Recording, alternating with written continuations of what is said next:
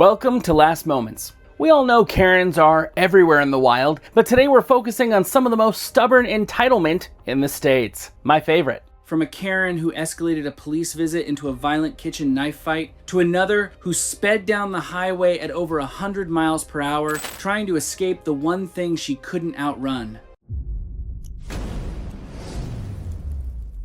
It was April 3rd, 2018, in a quiet neighborhood in Broken Arrow, Oklahoma. Small brick houses, trimmed yards, the kind of block where everybody waves at everybody and folks leave their garage doors open half the day. Barbara Sconce lived on that street. She was 53, worked part-time doing paperwork for a local insurance office, and around the neighborhood she was known for one thing: she loved a good fight. City inspector, HOA rep, cable guy, it did not matter who showed up at her door, she would find something to argue about. She always said it was about her rights. Most neighbors just figured she liked the attention, and a few even joked that she probably kept a list of people to complain to. That morning was different. A marshal and a couple of local deputies pulled up with a signed warrant. Her 28-year-old son, Erwin, was wanted on a felony charge after a bar fight weeks earlier, and they had confirmed he was inside. The officers stayed calm, showed her the paperwork, and asked her to step aside so they could take her son out peacefully. No drama, no fuss.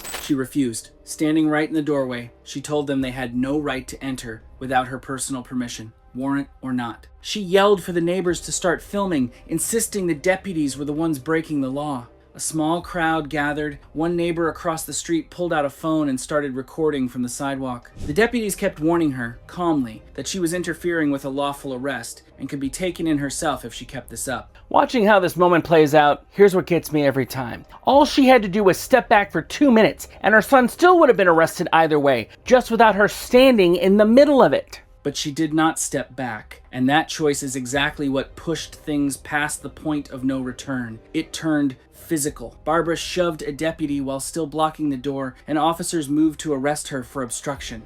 In the scramble at the entryway, she twisted toward the kitchen counter just inside the door and grabbed a large knife off it. She swung it toward the deputies, ignoring every command to drop it. 2 officers grabbed her from the side, with one officer locking both hands around her knife wrist, while another tried to pin her upper body against the wall to stop the swinging. She would not let go. Still gripping the knife tightly, she jerked her arm downward and inward, trying to rip it free from the officer's hold. As her body twisted and lurched forward into the struggle, the blade's tip was driven back toward her own abdomen. The force of her movement caused the knife to plunge into her stomach before anyone could stop it. The deputies got the knife loose immediately and dropped to the floor to start first aid, applying pressure and calling for an ambulance over the radio right away. Hearing his mother screaming and the deputies shouting for medics, her son finally walked out with his hands raised. No more resistance left in him, no more fight at all. Barbara was rushed to a trauma center where surgeons performed emergency surgery, but the damage was too severe. She was pronounced dead a short time later. The medical examiner determined the cause of death was a penetrating stab wound to the abdomen that lacerated her abdominal aorta, causing massive internal hemorrhage. The manner of death was ruled accidental, concluding that the fatal injury occurred during her own physical resistance while she was still holding the knife. Sitting with that outcome for a bit, it hits me that none of this was really about the warrant by the end. It had turned into something else entirely, something about refusing to lose an argument even when losing it would have cost her absolutely nothing. Body camera footage later showed the deputies trying to talk her down repeatedly before force was ever used, giving her every chance to walk away untouched. Her son was arrested without incident and pleaded guilty to the original charge. The sheriff's office later used the case in training, focused on handling family members who get physically involved during warrant service, hoping to prevent something like this from happening again. Now stick around, because our next case starts with something a lot simpler: a long line at a food truck on a hot afternoon. It was September 11th, 2021, at a busy weekend food festival just outside Austin, Texas. Rows of food trucks lined the parking lot, string lights above, families walking around with paper trays of tacos and lemonade, that kind of relaxed Saturday crowd. Antoinette Featherstone was there alone, just looking for something to eat before the afternoon got too hot. She was 47, worked as an office manager during the week, and by most accounts, she was not a patient woman, especially not in long lines. She also had little tolerance for children, often complaining that they got in the way or slowed everyone else down. That impatience, more than anything else, is what put her right where she ended up that day. One food truck had a line way longer than the others. Turned out the owner's 16-year-old daughter was learning the fryer station, working slowly under her dad's close watch, and most customers did not seem to mind waiting a little longer for her to get it right. Antoinette minded a lot. She started complaining loudly that kids should not even be working, then demanded to skip the line completely because she claimed she had somewhere important to be. The owner calmly told her no. She would wait her turn like everyone else. That answer did not sit well with her at all. She turned her frustration straight onto the teenager, tossing out insults toward the girl in front of the whole line. A nearby customer pulled out a phone and started filming after Antoinette began pounding her fist on the serving counter, loud enough that people 2 trucks down turned to look. Thinking about how ordinary that moment still seemed, right up until it wasn't, honestly, I don't think anyone standing in that line had the slightest idea the next few seconds were about to change everything. Without warning, she reached across the serving window and grabbed the teenage girl by the wrist. The father moved fast, pulling his daughter back out of reach and shoving Antoinette backward to put space between them. She stumbled but caught her footing, and instead of stepping away, she pushed forward again, leaning her upper body farther into the cramped fryer area behind the serving window as she reached toward them again. Overextended and with little room to steady herself, she lost her balance, tipping forward into the narrow cooking space just behind the counter where the fryer sat. The impact knocked the fryer basket loose, and a wave of near-boiling oil came up over the splash guard with a hiss of steam, soaking her arms and chest before anyone could pull her back. Looking at that moment now, what really gets to me is how she was one shove away from just walking off angry, and instead she chose to lean back in. That single choice is really the whole story right there. The father and his daughter immediately rushed to pull her away from the fryer, while another employee called 911. Once she was clear of the cooking area, staff began cooling her burns as witnesses helped keep the crowd back and clear a path for paramedics. The entire thing, start to finish, ended up getting pieced together later from phone videos and the food truck's own security camera. Antoinette was taken to a nearby trauma center and then transferred to a regional burn center for more advanced treatment. She held on for several days, but the burns were too severe, and doctors at the burn center pronounced her dead from complications tied to the extent of her injuries. Detectives who reviewed the footage determined her injuries came from the collision during the struggle, not from any deliberate act by the family, and no charges were filed against them. It's hard not to notice that the 10 extra minutes she was so upset about ended up costing her every minute she had left. The food truck later added extra protective barriers around its fryer setup, and the case has since been used in commercial food safety training to remind workers why keeping customers out of active cooking areas matters so much. The same refusal to simply let things go leads us to our next case. This time it happened in a parking lot where a woman falsely accused a family of a crime she only imagined. It was July 9th, 2019, in the parking lot outside a busy shopping center in Albuquerque, New Mexico. Cars packed the rows, shoppers moved in and out with bags, carts rattling across the pavement, and the afternoon sun made the asphalt shimmer with heat thick enough to see, the kind of day where everyone just wanted to get their groceries and get back into the air conditioning. Marga Peebles was there that day, 45 years old, someone who spent a lot of her free time online filming strangers and confronting people over things she thought were rule violations. She had built a small following doing it, and lately she had gotten wrapped up in some online claims about reporting people she assumed were undocumented, believing there was money in it for her. That belief is exactly what brought her face to face with a family she had never met before, over nothing at all. She spotted a Hispanic family loading groceries into their car and started filming them without asking. She began loudly accusing them of being in the country illegally, throwing the accusation out into the open parking lot with zero proof to back it up. The family asked her, more than once, to stop recording and just leave them alone.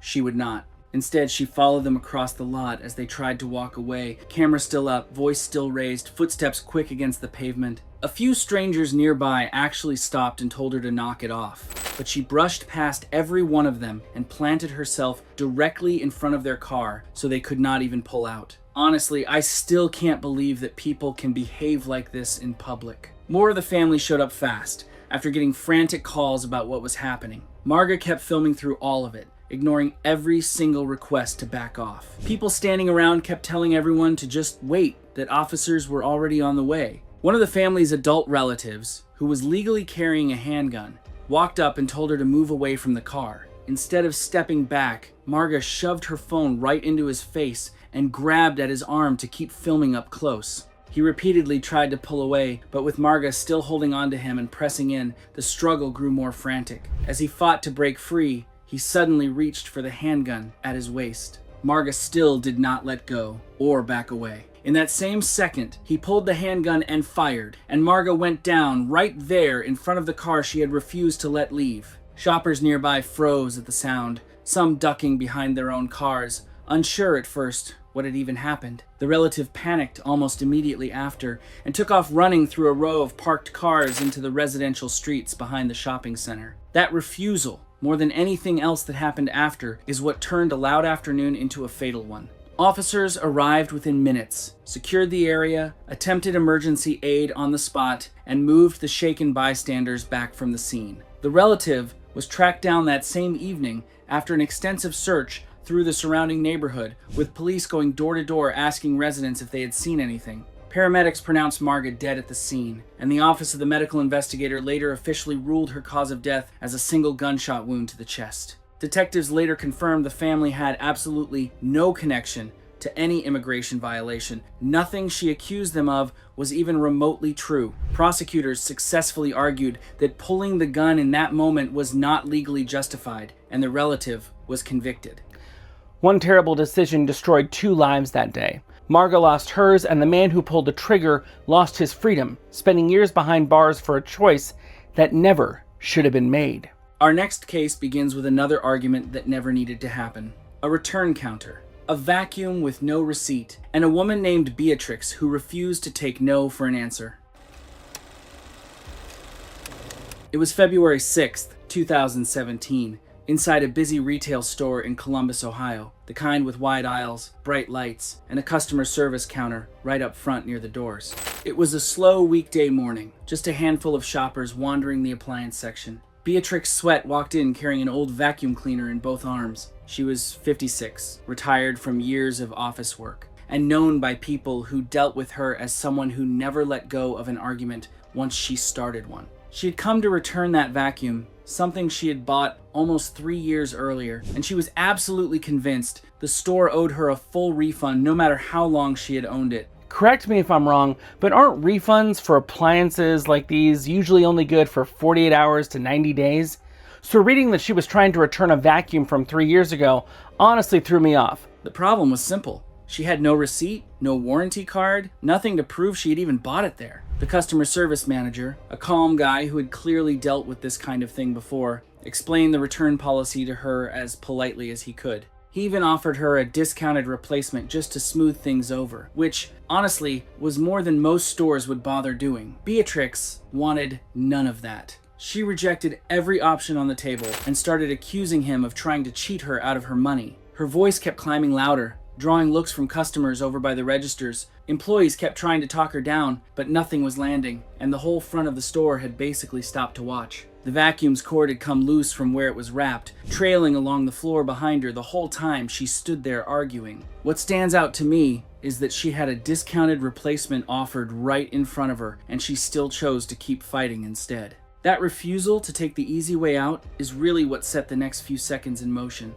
Without warning, she grabbed the vacuum with both hands and hurled it straight at the manager. He stepped aside just in time, and the vacuum missed him completely, crashing into a nearby appliance display before bouncing back into the open aisle. Beatrix lunged forward after it, still yelling, and her foot caught the loose cord trailing across the floor behind her. She went down hard, backward, with nothing to catch her fall, and the back of her head struck the polished concrete with a sound loud enough that people 2 aisles over turned to look. Emergency services were called, and she was transported to a level 1 trauma center, where doctors worked on her for hours, but the injury to her brain was too severe. The medical examiner later ruled her death the result of blunt force head trauma sustained in the fall. The store's ceiling cameras captured the entire sequence from multiple angles, every second of it, from the throw to the fall. Detectives who reviewed the surveillance footage found no evidence that the manager or any employee had done anything wrong, and no charges were filed. The fall was entirely the result of her own momentum, nothing else. Her family expressed shock afterward at how quickly an argument over a vacuum had turned fatal, though there was no lawsuit filed once investigators released their findings. The retailer quietly went back through its floor layout not long after, adding more open space around the bulky appliance displays, and used the incident internally to update how staff are trained to respond when a customer becomes physically aggressive. Coming up next, a woman named Mina was absolutely certain that paying for a park ticket meant she could go wherever she wanted. Rules or not. It was October 15th, 2020, at a wildlife park just outside Gatlinburg, Tennessee, right during peak fall tourist season, when the mountains turn orange and everybody wants a photo of the leaves. The park was packed that weekend, families walking the trails, kids pointing at every animal they saw. Mina Quigley was one of those visitors. She was 50 years old, worked as a regional sales rep, and had driven a few hours just to see the fall colors before heading back home.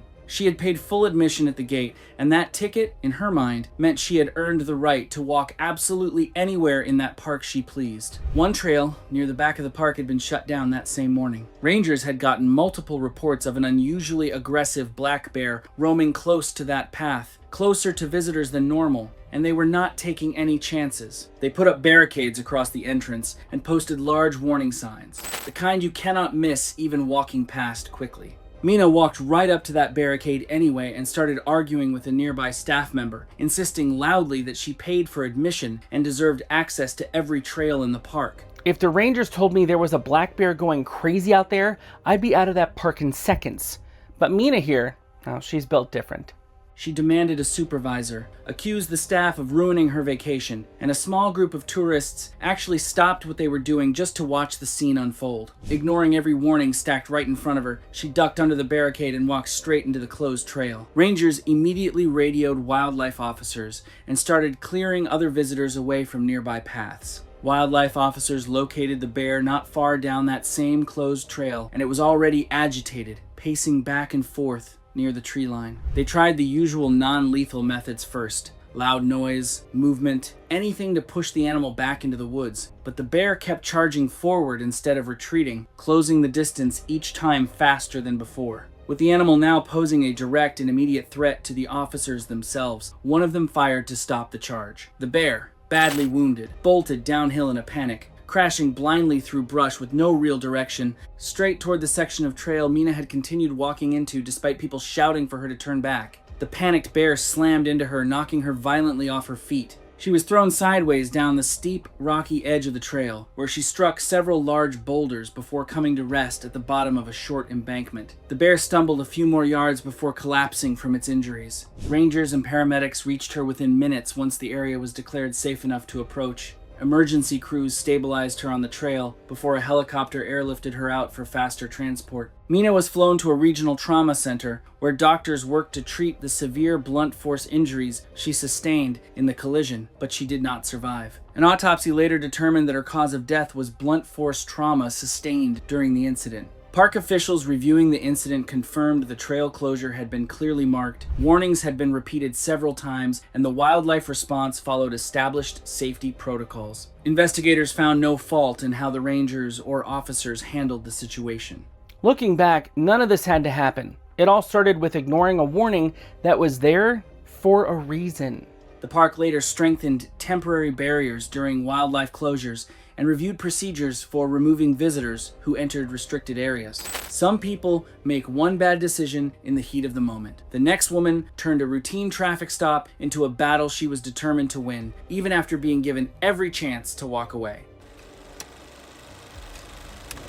It was November 18th, 2021, on a highway just outside Amarillo, Texas. Cars moved steadily through the afternoon as people made their way home before the weekend. A Texas state trooper parked along the highway noticed one SUV that immediately stood out. It wasn't speeding or weaving through traffic, but it had no state-issued license plates. In their place were homemade plates with phrases like private conveyance and not for hire. The driver was 44-year-old Louisa Rice, a self-employed online wellness seller who had built a habit of refusing to accept being told she was wrong. Friends noticed that almost every disagreement ended the same way. Whether it was arguing over a store return, disputing a parking complaint, or insisting customer service had the rules wrong, Louisa almost always believed she knew better. Over the previous 2 years, that same attitude had drawn her into sovereign citizen beliefs. She became convinced that driver's licenses and vehicle registrations were voluntary agreements, and that calling herself a private traveler placed her outside normal traffic laws.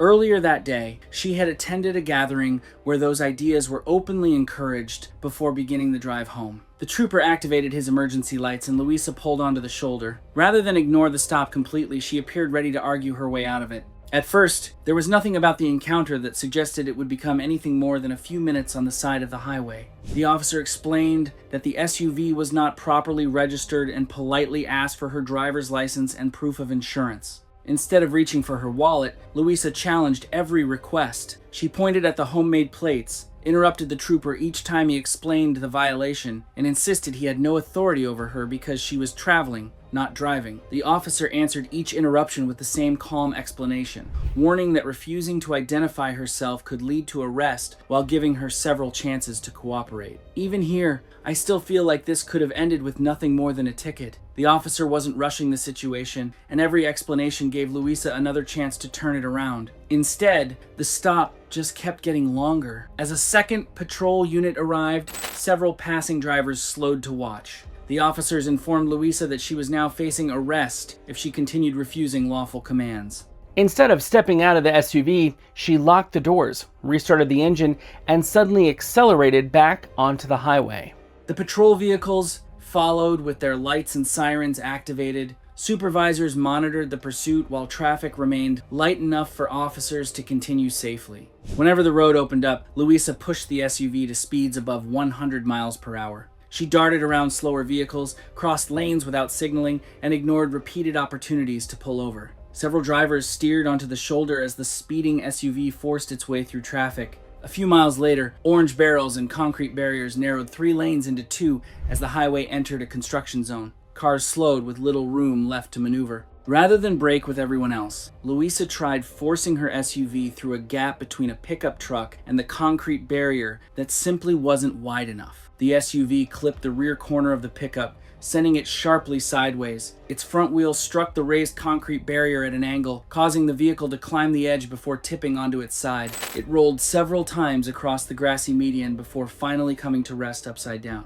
By this point, it's hard for me to not look back at where everything changed.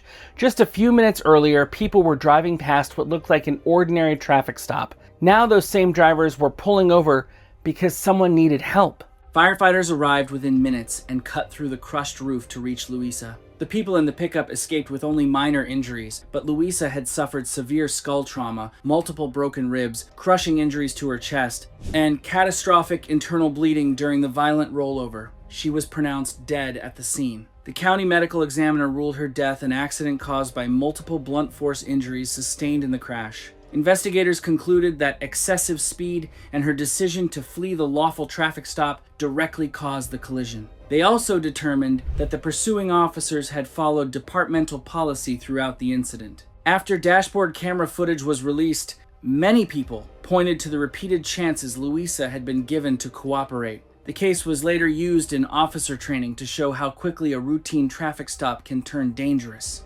It's hard not to notice how many chances Louisa had to end it before it ever became a chase. Stay safe out there, folks. No argument is worth risking your life, and sometimes it's better to listen than to let the pride make your decision for you.